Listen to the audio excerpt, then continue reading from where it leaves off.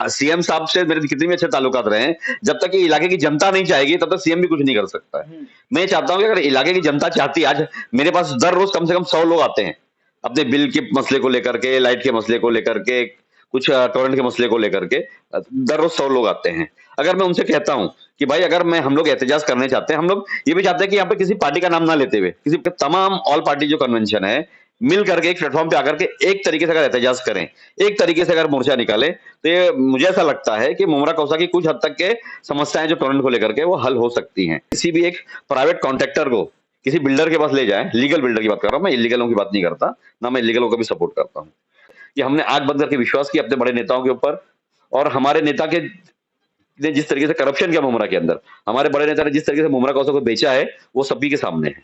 नमस्कार, मैं हूँ रेहान अंसारी, एमकेटी न्यूज़ में स्वागत है।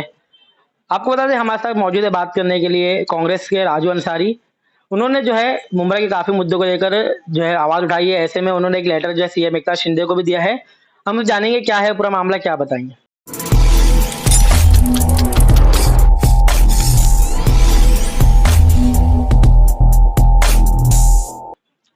सर क्या बताएंगे, जैसे कि आपने एक लेटर जो है एकनाथ, जो महाराष्ट्र राज्य के सीएम एकनाथ शिंदे, उन्हें भी एक लेटर दिया, क्या मामला है और क्या चीज पर आपने लेटर दिया है? अस्सलाम वालेकुम, नमस्ते, सत श्री अकाल। सबसे पहले तो मैं आपको सुधार दूं कि ये लेटर जो है ये मैंने नहीं दिया है। हमारे मुमरा कौसा की जो उलेमा काउंसिल है, जो जमीयत उलेमा है, उनके लोगों की ऐसी सोच थी, और सोच भी सही थी बिल्कुल, कि हमारे मुमरा के अंदर कब्रिस्तान है, कौसा के अंदर कब्रिस्तान है, डावला में कब्रिस्तान है, मगर जिस तेजी से शील फाटा, कल्याण फाटा पे जो आबादी बढ़ रही है, उसको मद्देनजर रखते हुए इन फ्यूचर वहां पर भी कब्रिस्तान की जरूरत पड़ सकती है, जिसके लिए एक मेमोरेंडम जो है हमारे सीएम साहब को दिया गया है कि शील कल्याण फाटा के परिसर के अंदर कहीं पर भी एक हमें छोटी सी सरकारी जमीन मिल जाए, तकरीबन 1 से 2 एकड़ के आसपास की, ताकि हमें वहां पे कब्रिस्तान चालू करने में आसानी हो। अच्छा, जैसे ये मुमरा में जो है काफी बड़े बड़े समस्या है, सब में जो है बड़ी समस्या टोरेंट को लेकर है। गरीब लोग हैं मुमरा में, ऐसे में टोरेंट की बिल जो है मार पड़ते जा रही है बिल को लेकर, क्या कहेंगे उसको लेकर आप? अभी आपने जैसे देखा होगा कि भिवंडी के अंदर जितने आजी माजी आमदार, नगर सेवक और वहां के जितने भी सोशल वर्कर, उन लोगों ने मिल करके एक टेबल पर बैठ करके प्लान किया और उन्होंने वहां पर उसका एहतजाज करना शुरू किया है। वो एहतजाज का नतीजा ये निकला है कि वहां पर कुछ ना कुछ सब्सिडाइज्ड रेट के अंदर उन्हें अब बिजली मिलने वाली है, और ये मुमरा में भी हो सकता है। मगर होता क्या है कि जब भी हम आवाज करते हैं तो इसके ऊपर लब्बैक बोलने वाले मुश्किल से 500 से 1000 लोग होते हैं। आज मुमरा की तकरीबन 7 से 8 लाख की आबादी है, और हर घर इससे कोई घर से वंचित नहीं है। हर घर के अंदर इसकी तकलीफ है, टोरेंट की तकलीफ है हर आदमी को, क्योंकि मुमरा जो है वो एक गरीब बस्ती है। यहाँ पर जो बीपीएल के लोग रहते हैं, बिलो पॉवर्टी लाइन के लोग रहते हैं, तो उन लोगों को 7,000 8,000 रुपए महीना बिल भरना कहीं वो नहीं होने वाला। दूसरी बात यह है कि आज अब हमारे बाजू में लग करके एक बहुत बड़ा मेट्रोपॉलिटन सिटी है, जिसे बंबई कहा जाता है, मुंबई कहा जाता है। इस मुंबई के अंदर आप देखेंगे वहां पर टोरेंट है, रिलायंस है, बीएसटी है, ये लोग भी वहां पर बिजली मुहैया करा रहे हैं, बिजली प्रोवाइड कर रहे हैं, पर उनके रेट्स देख लें और टोरेंट के रेट देख लें तो हमें ऐसा लगता है जैसे कि हम लोग किसी 5 स्टार होटल में खाना खा रहे हैं, उस तरीके से हमें रेट दिया जा रहा है। और इसको लाने में जिनकी जिनकी मतलब जिनकी मेहनत रही है, टोरेंट को की दलाली करने में जिनकी मेहनत रही है, मैं ये समझता हूँ कि मुमरा कौसा के लोगों ने उसको ध्यान में रखना चाहिए, अपने दिमाग में रखना चाहिए, और उसके ऊपर किस तरीके से उसका बदला लेना चाहिए, वो मुमरा कौसा के लोगों ने बदला लेना चाहिए। आज आप देख सकते हैं कि हमारे मुमरा कौसा में तकरीबन 80% ऐसे लोग हैं जो बेचारे 10,000 महीना कमाते हैं, 15,000 महीना कमाते हैं। अब मुझे आप एक बात बताइए रेहान भाई, कि ये 15,000 रुपए कमाने वाले जो लोग हैं, ये अगर 7,000 रुपए महीना अगर अपने लाइट का बिल भर देंगे, तो बचा इनके पास 8,000 रुपए। 8,000 रुपए में अपना राशन कैसे भरेंगे, अपनी स्कूल की फीस कैसे भरेंगे, अपने घर का सामान कैसे लाएंगे, अपने मेंटेनेंस कैसे करेंगे, इस तरीके से बहुत सारी चीजें जो नहीं कर पा रहे हैं। तो कहीं ना कहीं ये हमारे मुमरा कौसा के लोगों को सोचना चाहिए कि इसका अंत कैसे होगा, क्योंकि अगर हमने आवाज नहीं उठाई तो अगले 20 साल तक के टोरेंट यहाँ पर रहने वाली है, अगले 20 साल तक आपके जो सीएम से जो ताल्लुकात काफी अच्छे हैं, तो आप इस पर आवाज उठाएंगे आगे चले? नहीं, देखो सीएम साहब से मेरे कितने भी अच्छे ताल्लुकात रहे हैं, जब तक ये इलाके की जनता नहीं चाहेगी तब तक सीएम भी कुछ नहीं कर सकता है। मैं चाहता हूँ कि अगर इलाके की जनता चाहती है, आज मेरे पास दर रोज कम से कम 100 लोग आते हैं अपने बिल के मसले को लेकर के, लाइट के मसले को लेकर के, कुछ टोरेंट के मसले को लेकर के दर रोज 100 लोग आते हैं। अगर मैं उनसे कहता हूं कि भाई अगर हम लोग एहतजाज करने चाहते हैं, हम लोग ये भी चाहते हैं कि यहाँ पे किसी पार्टी का नाम ना लेते हुए, किसी पॉलिटिकल तरीके से इसको स्टंटबाजी ना करते हुए, अगर हम सारे मुमरा कौसा के तमाम ऑल पार्टी जो कन्वेंशन है मिल करके एक प्लेटफॉर्म पे आकर के एक तरीके से अगर एहतजाज करें, एक तरीके से अगर मोर्चा निकाले, तो ये मुझे ऐसा लगता है कि मुमरा कौसा की कुछ हद तक के समस्याएं जो टोरेंट को लेकर के वो हल हो सकती हैं। मगर मैं समझता हूँ कि मुमरा कौसा के लोगों के अंदर वो जागरूकता अभी तक आई नहीं है। इन्हें जागरूक करने के लिए हमें बहुत मेहनत करनी पड़ेगी। अच्छा, जैसे कि अभी हॉस्पिटल को लेकर है, हॉस्पिटल ग्राउंड+3 था, लेकिन कुछ का जो है उसके ग्राउंड+1 कर दिया गया, वो भी अभी तक के ठीक तरह से पूरा फुल फ्लेम में चालू नहीं है, उसको लेकर क्या कहेंगे आप? हाँ, इसके ऊपर थोड़ा सा डिटेल में मैं बोलना चाहता हूँ मैं। रेहान भाई, इसे जरूर आप दिखाइएगा हमारे मुमरा कौसा के लोगों को। पहली बात तो आपको मैं ये समझा समझा दूं कि जो म्युनिसिपल कॉर्पोरेशन की जो बिल्डिंगें होती हैं या जो सैंक्शन प्रोजेक्ट्स होते हैं बिल्डरों के, वो माले के ऊपर नहीं होता है, वो एफएसआई के ऊपर होता है। वो 1,35,000 स्क्वायर फीट एफएसआई ही मंजूर था और उतना ही बना। उसके अंदर कोई मतलब करप्शन नहीं है उसके अंदर। बनाने के अंदर मतलब जो 1,35,000 था वो पूरा बनाया गया है, उसके अंदर कोई हेरफेर नहीं है। हेरफेर किधर हुई है वो आपको बताता हूं मैं। आज आप मुमरा कौसा में किसी भी एक प्राइवेट कॉन्ट्रैक्टर को किसी बिल्डर के पास ले जाएं, लीगल बिल्डर की बात कर रहा हूं मैं, इलीगलों की बात नहीं करता, ना मैं इलीगलों को भी सपोर्ट करता हूं। जब आप लीगल बिल्डर के पास ले जाएं, जब वो कोई नया प्रोजेक्ट चालू करना चाहता है, तो वो कहता है कि भाई मैं आपको लॉक एंड की करके दूंगा। तो जब वो लॉक एंड की करके जब कॉन्ट्रैक्टर को इसको काम करके देता है, जिसमें सारा मटेरियल उनका, फिटर उनके, सुतार उनके, प्लम्बर उनके, वायरमैन उनके, पेंटर उनके, टाइल्समैन उनके, इस तरीके से सारे काम करने के बाद में जब वो एक रेट हमें देता है, तो मुमरा कौसा में 1800 से 2000 रुपए का रेट चल रहा है आज। जिस तरीके से हमें माल की सप्लाई होती है, चाहे सीमेंट हो, चाहे खड़ी हो, चाहे रेती हो, चाहे स्टील हो, उसको कैलकुलेशन करने के बाद में 1800 से 2000 रुपए का रेट आता है। आज 1,35,000 स्क्वायर फीट बनाने के अंदर जो पैसा अब तक के खर्चा हुआ है वो 140 करोड़ रुपया हुआ है। 140 करोड़ रुपीस। इसको आप कैलकुलेशन करें 1,35,000 स्क्वायर फीट के ऊपर, तो आपको मालूम है कितना रुपया पर स्क्वायर फीट आएगा? 10,350 रुपया पर स्क्वायर फीट आ रहा है। 10,350 रुपया स्क्वायर फीट के अंदर हम ताजमहल बना सकते हैं। मगर हमारा जो हॉस्पिटल है, आज 2014 में हमने इसकी बुनियाद रखी थी। इसी बुनियाद के वक्त में इसकी ओपनिंग और इसका प्रेस कॉन्फ्रेंस को मैंने ही संबोधित किया था उस वक्त में। 28 अगस्त की बात है, 28 सितंबर की बात है मेरे ख्याल से। 28 सितंबर या 28 अगस्त के बीच में ही हम लोगों ने इसको ओपनिंग की थी और इसका भूमि पूजन किया गया था, इसकी इफ्तिताह हुई थी। आज तकरीबन 10 साल होने को हैं। ऐसा क्या खजाना लगाया जा रहा है उसके अंदर, या ऐसा कौन से हीरे जवाहरात लगाए जा रहे हैं उसके अंदर कि वो बन करके तैयार नहीं हो पा रहा है। और दूसरी बात, कहीं ना कहीं हमारी म्युनिसिपल कॉर्पोरेशन, क्योंकि इसका पूरा पैसा जो है वो महानगर पालिका ने अदा किया है, महानगर पालिका ने दिया है, तो इसके अंदर कहीं ना कहीं महानगर पालिका की कोताही है। क्या जितना बड़ा हॉस्पिटल बनने के बावजूद वहां पर सिर्फ ओपीडीज चल रहे हैं। 2 डॉक्टर बैठते हैं, गायनाकोलॉजिस्ट बैठती हैं और एक जनरल फिजिशियन बैठता है, एमडी बैठता है कोई भी, और वो आकर एक दवा मतलब बुखार की दवा, खांसी की दवा, पेट खराब की दवा, फूड पॉइजनिंग दवा, इस तरह की दवाएं दे देते हैं। और अगर कोई प्रेग्नेंट औरत वहां पर जाती है तो ओनली जो नॉर्मल डिलीवरीज होगी सिर्फ उसी का ही वहां पर काम किया जाता है। ना हमारे माइनर ओटीज चालू है, ना मेजर ओटीज चालू है। आज अगर किसी औरत को कॉम्प्लिकेशंस हो जाए, उसके पेट के अंदर अगर कुछ लेबर पेन के साथ में कॉम्प्लिकेशंस आ जाए अगर, और उसको सी सेक्शन करना पड़े, सिजेरियन करना पड़े अगर, तो सिजेरियन करने के वक्त में हमें उन्हें रिफर करना पड़ता है कलवा हॉस्पिटल। और 99.9% उन लोगों को वहां पर जगह नहीं मिलती है। तब होता ही है कि वो हमारे पास आते हैं, फिर हम फोन करते हैं। 10%, जो 100 लोग आते हैं हमारे पास, उसमें से 10% लोगों को हम लोग वहां पे जगह दिला पाते हैं। 90% लोगों को फिर प्राइवेट में जाना पड़ता है, और प्राइवेट में किस तरीके से लूट मची है वो आप समझ सकते हैं। जिस तरीके से एक प्राइवेट हॉस्पिटल के अंदर एक नॉर्मल डिलीवरी करने के लिए कम से कम आदमी को 30 से 40 हजार खर्चा करना पड़ता है, और सी सेक्शन अगर करना हो तो फिर अल्लाह ही बचावे उन लोगों को, कि जब वो सी सेक्शन करते हैं तो एक पैकेज देते हैं 50 से 60 हजार का, वो जाता है तकरीबन तकरीबन 1.5 लाख के आसपास। कहते हैं बच्चे के को निमोनिया हो गया, बच्चे ने टट्टी निकल लिया है, उसे इंक्यूबेट करना पड़ेगा, उसे एनआईसीयू में रखना पड़ेगा। इस तरीके से बहुत सारे बहाने बना करके और हम जो पेशेंट्स होते हैं उनसे पैसे ऐंठे जाते हैं। तो मैं ये समझता हूं कि महानगर पालिका जो होती है, हमारा जो सेल्फ गवर्निंग बॉडीज होती है, उसका सबसे पहला बेसिक मुद्दा जो होता है वो हेल्थ एंड एजुकेशन होता है। हम हेल्थ में भी फेल हैं, हम एजुकेशन में भी फेल हैं।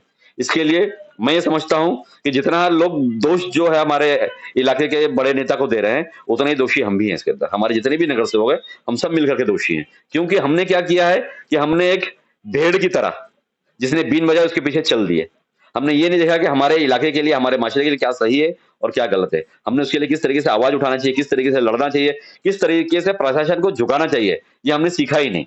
इसके लिए आज मुमरा कौशल की जो दुर्दशा हुई उसकी बहुत बड़ी वजह यह है कि हमने आंख बंद करके विश्वास किया अपने बड़े नेताओं के ऊपर, और हमारे नेता के ने जिस तरीके से करप्शन किया मुमरा के अंदर, हमारे बड़े नेता ने जिस तरीके से मुमरा कौशल को बेचा है, वो सभी के सामने है। अच्छा, जैसे कि इसको प्राइवेट भी किया जा रहा था, बात चल रही है कि उसको प्राइवेट किया जाएगा, जो टीएमसी है वो उसे हैंडल नहीं कर पाएगी, बोले जितने अच्छा प्राइवेट में होगा उसे टीएमसी में, उस पर क्या कहेंगे आप? ऐसा है कि इसके ऊपर हमने एक्सप्रेशन ऑफ इंटरेस्ट ईओआई जो है वो मंगवाया हुआ है।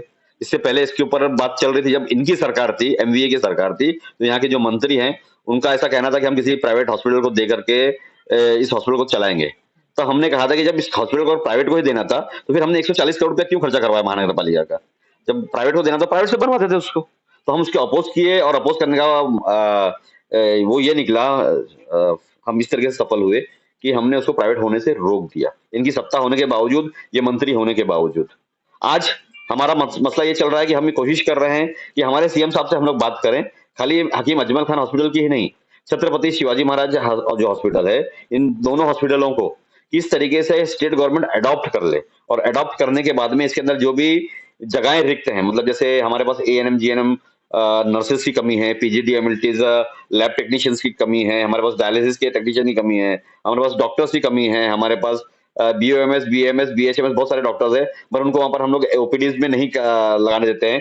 तो इसको किस तरीके से अमल में लाया जाए, इन डॉक्टरों की सेवाओं को लिया जाए और किस तरीके से यहाँ पर जितनी भी रिक्त जो जगहें हैं उनको भरी जाए। अभी आपको बता दूं मैं कि अभी हमें 22 नर्सेस नहीं मिली हैं छत्रपति शिवाजी हॉस्पिटल के लिए।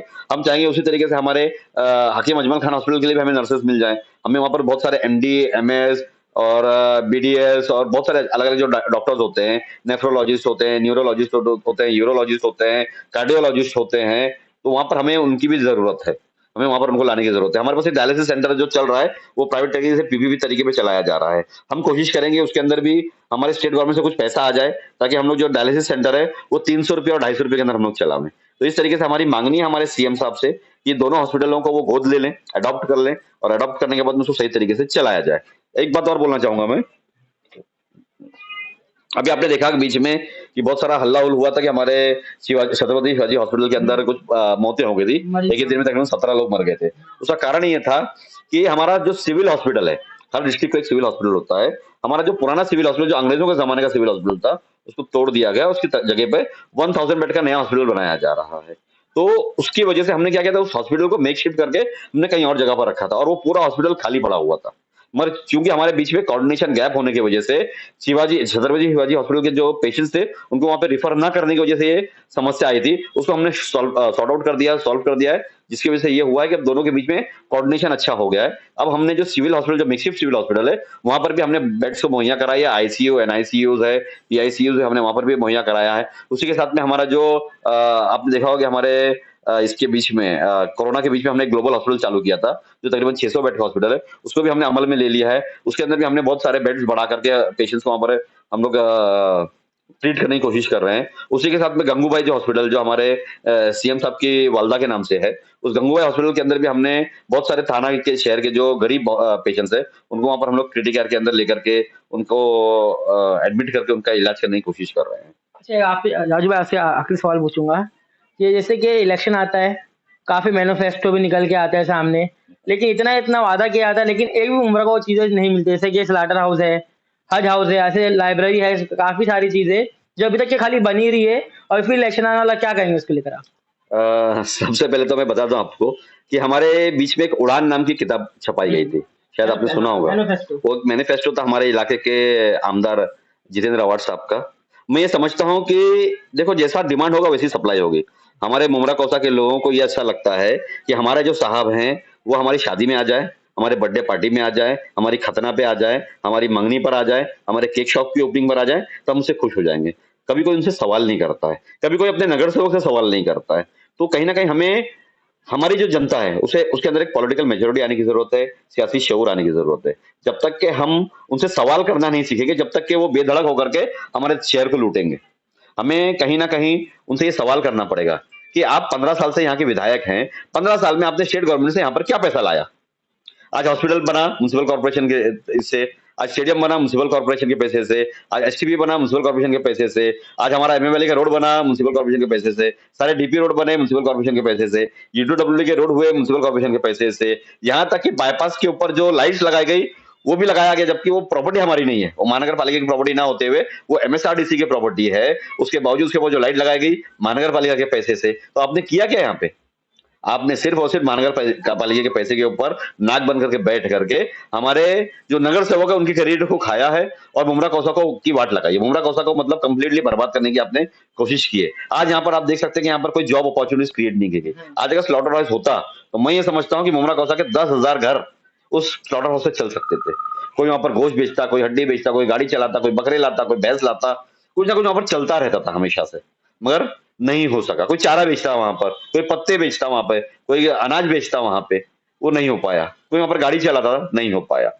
आज हमारे मुमरा कौसा के इतने बच्चे पढ़े लिखे हैं, इतने बच्चे पढ़े लिखे हैं कि आप शौक हो जाएंगे सुन करके कि मुमरा कौसा के 36,000 बच्चे आज हायर एजुकेशन के लिए मुमरा से बाहर पढ़ने डेली जाते हैं। डेली 36,000 बच्चे जाते हैं। अब ये बच्चे जब पढ़ करके ग्रेजुएशन पूरी कर लेंगे तो इन्हें जॉब की जरूरत होगी। आपने कोई ऐसा नेक्सस क्रिएट किया जो एमएनसीज होती है, मल्टीनेशनल कंपनीज होती है, उनके साथ में कोई ऐसा नेक्सस क्रिएट किया उन्होंने आपने कि हमारे बच्चे जो है पढ़ाई करने के बाद में, ग्रेजुएशन करने के बाद में जाकर के वहां पे जॉब कर ले में? आपने कुछ नहीं किया। आपने मुमरा को हमेशा खड्डे में धकेला है, मुमरा को कचरे का भंडार बना करके रखा है, कुछ नहीं किया मुमरा के लिए। और ये हमारे मुमरा कौसा की जनता की गलती है। हमारे मुमरा कौसा की जनता की गलती ये है कि उन्होंने हमारे जितने भी लोक प्रतिनिधि है, उसमें इंक्लूडिंग मैं भी हूं, मेरे फैमिली भी है, हमसे भी सवाल करें ना, हम आपको जवाब दे हैं। हमारा काम, हमारा फर्ज बनता है कि आपके सवालों का हम जवाब दें। अगर आपको कोई परेशानी है, कोई आपका प्रॉब्लम है, तो उसको किस तरीके से सॉल्व किया जाए, उसके लिए हम तत्पर खड़े रहें, हम ऑन द टोज खड़े रहें। मगर हमारे लोग ही सोए हुए हैं, हमारे लोग ही जागरूक नहीं है। इसी की वजह से ये हो रहा है कि कोई भी ऐरा गहरा नत्थु खैरा यहाँ पर आता है और जीत करके अपनी मनमानी करता है। इसके लिए हमें मुमरा कौसा के लोगों से मैं अपील करता हूं कि आप जब बाजार जाते हैं, बाजार में आप एक टमाटर खरीदते हैं जिसकी शेल्फ लाइफ सिर्फ 1 से 2 दिन की है। वो टमाटर आपको 4 अलग-अलग भाव में मिलता है। पीला टमाटर मिलता है, हरा टमाटर मिलता है और लाल टमाटर मिलता है। एक दबा हुआ टमाटर भी मिलता है आपको। आप क्या करते हैं, बाजार पूरा घूमते हैं, देखते हैं, थोक बजा करके देखते हैं कि भाई कौन सा टमाटर मेरे घर के लिए अच्छा है। फिर उसको खरीद करके आप अपने घर पर लाते हैं, जो सिर्फ 2 दिन चलने वाला है। तो जो 5 साल के लिए चलने वाला आपका आमदार है, आपका खासदार है और आपका नगर सेवक है, उसको जब आप चुनते वक्त में आप उसको ठोक बजा के क्यों नहीं देखते हैं? आप क्यों नहीं देखते हैं कि उसके पास विजन क्या है, उसके अंदर अदल करने का मादा है या नहीं है, उसके पास दूरंदेशी है या नहीं है, वो हमारा इंफ्रास्ट्रक्चर डेवलपमेंट किस तरीके से कर सकता है, वो महानगर पालिका से किस तरीके से हमारे हक के लिए लड़ सकता है, वो स्टेट गवर्नमेंट में हमारे हक के लिए किस तरीके से लड़ सकता है। आज आपको बता दूं मैं कि आज मुमरा कौसा एक ऐसी बस्ती है जहां पर आज तक कोई मेट्रो नहीं आया। पूरे बंबई के अंदर तकरीबन 350-400 किलोमीटर के आसपास की मेट्रो बिछाई जा रही है, सबका काम चालू है, मगर मुमरा में मेट्रो नहीं है। कौन बोलेगा इसके लिए? हमारे विधायक बोलेंगे ना, बोला कभी उन्होंने किसी के लिए? हमने मीटिंग ली, हमने अश्विनी भिड़े जो हमारी एमईआर जो कमिश्नर है रेल कॉर्पोरेशन है एमआरसी की, उनसे हमने बैठकर मीटिंग ली। हमने कहा उनसे कि एक 14 नंबर की, एक 14 नंबर की जो मेट्रो लाइन जा रही है, जो विक्रोली से चालू होते हुए कल्याणवाड़ा होते हुए अमरनाथ को जाने वाली है, क्यों ना उसका एक एक्सटेंडेड ब्रांच या एक्सटेंडेड हैंड जो है वो हमारे कल्याणवाड़ा से होते हुए, मुमरा कौसा होते हुए कलवा तक के ले जाया जाए। उसके ऊपर उन्होंने कहा कि ठीक है, हम इसके ऊपर एक डीपीआर करेंगे, पहले फिजिबिलिटी रिपोर्ट देखेंगे, फिर डीपीआर करेंगे, डिटेल प्रोजेक्ट रिपोर्ट करेंगे, उसके बाद उसको हम ऐड करने की कोशिश करेंगे। तो ये किसकी जवाबदारी है? ये हमारे विधायक की जवाबदारी है, हमारे खासदार की जवाबदारी है। आज हमारे मुमरा स्टेशन पर आप देख लें कि मुमरा स्टेशन को जो 14 जो स्पेशल स्टेशन बनाया जा रहा है उसमें मुमरा को इंक्लूड किया गया, जीवा को नहीं इंक्लूड किया गया, कलवा को नहीं इंक्लूड किया गया और मुमरा को इंक्लूड किया गया। ये हमारे खासदार की मेहरबानी है या खासदार की वजह से हुआ है। आज हमारे खासदार ने मुमरा स्टेशन के ऊपर ध्यान दिया कि वहां पे कितने एस्केलेटर्स लगने चाहिए, कितनी लिफ्ट लगनी चाहिए, प्लेटफॉर्म से एक्सपांशन कैसे होना चाहिए, वहां पे सारी जो मूलभूत सुविधाएं, चाहे वो पीने शुद्ध पानी की सेवा हो, चाहे वो टॉयलेट्स की सेवा हो, किस तरीके से अच्छी होनी चाहिए, इसे उन्होंने संज्ञान लिया, उसका काम चालू है। तो कहीं ना कहीं हमारे लोगों को मैं झकझोर मतलब हिलाना चाहता हूं, उनको नींद से जगाना चाहता हूं कि उठें और उठ कर जो आपके लिए अच्छा हो, जो आपके माशरे के लिए अच्छा हो, जो आपकी बिल्डिंग के लिए अच्छा हो, जो आपकी सोसाइटी के लिए अच्छा हो, उसको चुने। उसके बाद जाकर उससे सवाल करें कि जब आप इलेक्शन लड़ोगे तो इलेक्शन लड़ने के बाद अगर आप जीत करके आते हैं तो जीतने के बाद आप क्या करोगे हमारे लिए, हमारे इलाके के लिए क्या करोगे, हमारे माशरे के लिए क्या करोगे, हमारे इंफ्रास्ट्रक्चर डेवलपमेंट के लिए क्या करोगे, हमारे मुमरा कौसा के लिए क्या करोगे? कोई जवाब नहीं किसी के पास, कोई सवाल नहीं किसी के पास। आज आपको बता दो मुमरा कौसा पे इतना बड़ा मुद्दा चल रहा है, जितना बड़ा टोरेंट का मुद्दा चल रहा है उतना ही बड़ा हमारे पीने के पानी का मुद्दा चल रहा है। आज हमारे मुमरा कौसा की आबादी 7 से 8 लाख की आबादी है। As per World Health Organization per head एक आदमी को 45 लीटर पानी लगता है कम से कम, और 70 लीटर पानी लगता है ज्यादा से ज्यादा। उसको आप कैलकुलेशन करें तो हमें 100 ml पानी मिलना चाहिए। आज ये 7 से 8 लाख की आबादी है और जो नईम खान साहब ने उस जमाने में या हमारे रामदास भगत थे उस जमाने में जो वाटर के चेयरमैन थे, इन्होंने जो पानी लाया था वही पानी चल रहा है। आज ये 14 साल में 5 ml पानी नहीं बढ़ा पाए, तो ये कौन पूछेगा इनसे, कौन सवाल करेगा इनसे कि भाई इतनी तेजी से जब आबादी बढ़ रही है तो हमें पीने का पानी जो सबसे मतलब मूलभूत सुविधा है, सब बेसिक एम्यूनिटीज में से होता है कि हमें पीने का पानी मुहैया होना चाहिए। आज आप देख रहे हैं कि बारिश कम हुई है, जिसकी वजह से हो सकता है कि मार्च, अप्रैल, मई और जून ये 2 महीने, 3 महीने जो है हमारे को पानी की बहुत तकलीफ होने वाली है। तो उसको मद्देनज़र रखते हुए हमें आज हमारे पास जो बारहवीं डैम है, इतना बड़ा डैम जहाँ से हमारे को 200 एमएलडी पानी आ रहा है, तो जहाँ 200 एमएलडी पानी आ रहा है, वहाँ 250 एमएलडी पानी आ सकता है। आज हमें 53 एमएलडी पानी जो है, वो मुमरा कौसा को मिल रहा है इधर से अपना बारहवीं डैम से। वो 53 एमएलडी की जगह हमने 47 एमएलडी का बढ़ा दिया, तो हमें 100 एमएलडी पानी आराम से मिल सकता है। और उसकी कैपेसिटी है, आज बारहवीं डैम की कैपेसिटी आपको बता दूं मैं, 72.6 मीटर की उसकी कैपेसिटी, मतलब उसकी डेप्थ है। और उसका जो पर डे की जो कैपेसिटी है, वो 938 एमएलडी पर डे की कैपेसिटी है। 938 एमएलडी पर डे वो पानी सप्लाई कर सकता है। तो मैं ये समझता हूँ कि इजीली फिजिबल है। हमें बैठ करके हमारे जो एमआईडीसी के मिनिस्टर है उदय सामंत साहब, उनसे हम तो मिले, मगर मुमरा कौशा के जो ये अपने आपको जो सो कॉल्ड नेता कहते हैं, इन्हें जाके मिलना चाहिए, बात करानी चाहिए और बात करके काम करवाना चाहिए। ये तो बोलते हैं ना, मैं बहुत बड़ा महाराष्ट्र का नेता, मैं बहुत बड़ा हिंदुस्तान का नेता हूँ, तो क्या सेक्युलर तो छोड़ दो, सेक्युलर का तो खाली चोला पहने हुए हैं ये, मगर ये बहुत बड़ा अपने आपको नेता मानते हैं, तो ये चुटकी भर में काम हो जाना चाहिए इनके लिए। वो बहुत बड़ा काम नहीं था, मगर नहीं कर पा रहे हैं। तो ये मुमरा कौशा के लोगों ने समझना चाहिए कि हमारा काम कौन कर सकता है, कौन नहीं कर सकता है। हमें एक ऐसा आदमी चाहिए जो टेक्निकली सॉलिड हो, टेक्निकली सक्षम हो हर काम को कराने के अंदर। किस तरीके से अपने हमारे सवालों को वो विधानसभा में रख सके, किस तरीके से हमारे सवालों को वो टीएमसी की जनरल बॉडी मीटिंग के अंदर रख सके, किस तरीके से हमारे सवालों को वो पार्लियामेंट के अंदर रख सके। इसके लिए हमें सोचना पड़ेगा, समझना पड़ेगा, और समझ करके हमारे को ये इलेक्शन के अंदर, जो भी अभी हमारे इलेक्शन आने वाले, तीनों इलेक्शन साल भर में हो जाएंगे, चाहे वो एमएलए का इलेक्शन हो, एमपी का इलेक्शन हो या हमारे कॉर्पोरेशन का इलेक्शन हो। तो हमें अभी से हमारी कमर कसनी चाहिए। हमें अपने हम मुमरा कौशा के विकास के बारे में, मुमरा कौशा की जो अच्छाई है उसके बारे में सोचते हुए हमें अपना अगला कदम उठाना चाहिए।